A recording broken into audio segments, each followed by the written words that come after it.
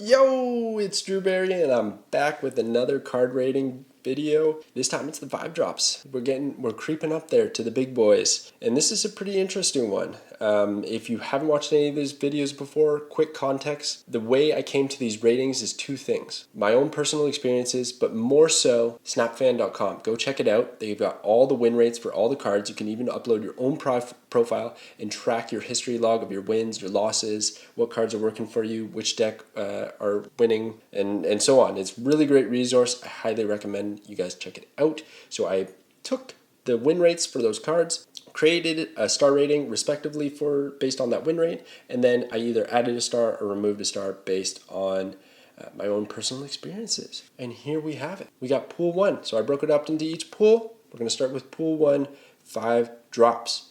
And we got Iron Man. He's an easy 5-star. Get out of town if you don't think he's a 5-star card. He doubles the total power at this location. He literally has gotten at locations to 6,000 plus power. I've seen it on Reddit. It's insane. I can't even reciprocate it. Crazy. And then you got White Tiger. She's an excellent card. Great on reveal synergy. And ultimately, she's 8 for 5, but has the benefit of putting it elsewhere. Maybe triggering again on reveal synergy. And no effect synergy with the Tiger not having an effect. We got Abomination. Now, every no effect card I give 2 stars. That's because of the Patriot deck is out there. And it is just fantastic. So you might be thinking, why do you have Jessica Jones at 1 star when you have Abomination at 2? Right? Well, Jessica Jones doesn't get the benefit from Patriot, so she doesn't work in that deck. So that gives Abomination the heads up. He gets 2 stars. Whereas Jessica Jones, she's just not a good card. It's kind of telegraphed that you're not going to play a card there. And even if you do, then you're committing too many resources on 6 with your 5, and it's just kind of messy. And then maybe she's 5 for 10. That does seem like a lot of power. But she's got a bad win rate. You'll see. You'll see when we get to the statistics below. You'll see. And then Professor X gets 4 stars because it's Professor X. He can straight up win a location for you. All right, we got the 2 drops here. Or not the 2 drops. We already did the 2 drops. We're on to the pool 2 5 drops. And we got one of my favorite cards, and that is Hobgoblin. Hobgoblin is so fun. I'll reveal your opponent gains control of this. It's just great. -8. I love the goblins. They're so much fun. So he gets 4 stars. It can straight up lose you the match if you play it and they play Cosmo, or they already have a full location and you're like, oh, why did I do that? But still, he gets 4 stars. You can fight me on that one. And then Vision, he gets 2 stars. It's kind of sad.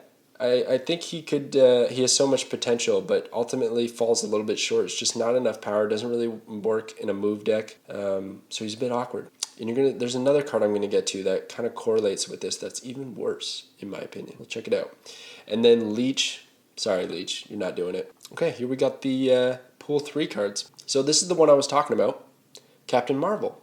So Captain Marvel is a 5/6. After the final turn, move to a location that wins you the game, if possible. She's even less flexible than Vision, and she's 1 power less. So she can't actually move when you want her to, because one thing that's nice about Vision is you play him, but then on turn 6, you can move him and play a different card there, which can throw off your opponent. Whereas Captain Marvel, you don't have that flexibility. You have to hope that you're going to win the game somehow by her moving to a different location. That just might not be possible, and then she literally does nothing for 6 power, but nothing, because you don't win anyways. So I think she's terrible. I think she's a 1-star card. She needs to be at least 8 to see play, in my opinion. Okay, and then Black Bolt is bad. We don't talk about him. Magic is really good. She could honestly be 5 stars, but her win rate wasn't actually that high, so I gave her 4. Sarah is broken. She's one of the highest win rate cards in the game. Anytime there's a card that's going to discount your hand, it's broken. Look at Hearthstone. There was an Emperor Thorzen, or whatever it was, way back when, and that card was busted. So, this is effectively the same thing. You have a giant turn 6 playing all your discounted cards.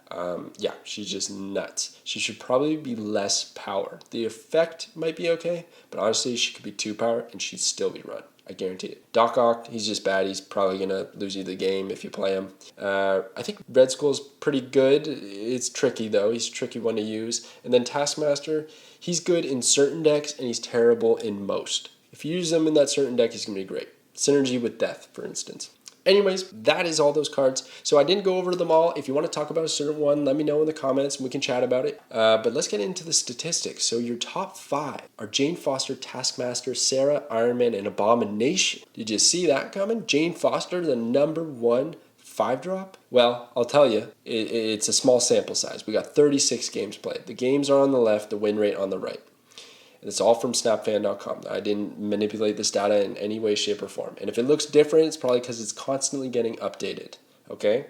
So this is just crazy. And Abomination makes it on there. He is fantastic in the Patriot deck. He can be easily 10 power for 5, possibly even more with other buffs. So I guess he comes in at a decent win rate. And then Iron Man, Sarah, Taskmaster, no surprise. They do well. Your bottom 5 are Jessica Jones, like I was saying earlier. Ouch. Leech, Gamora, Claw, and Vision. The only one that really surprised me was Gamora. Clearly, these on reveal, the Guardians of the Galaxy cards don't have that high of a win rate. I don't know if it's the variance of getting the trigger, because maybe you whiff and then you lose the game because you played that card and then you retreat instantly. It could be that. But they don't have a good win rate, so it might not just be that. And there you go. That's pretty much it. There's not a whole lot of 5-drops in the game at the moment. They could definitely add some more. And there's quite a few 1-star 5-drops. So it's often a hard one to complete that quest when you have a 5-drop quest. Not a lot of 5-drops are run in a deck, so it can be difficult. Anyways, that is my 5-drop card rating review. Let me know what I totally missed on. Let me know if I nailed anything or what you would change. I'm going to constantly evolve this. When there's patch notes, I'm going to refer to these ratings and make adjustments to the star ratings for those cards. So I want to hear your feedback, and I'm going to make adjustments accordingly. All right, guys. As always, thank you very much for checking out the video, and I'll catch you guys next time.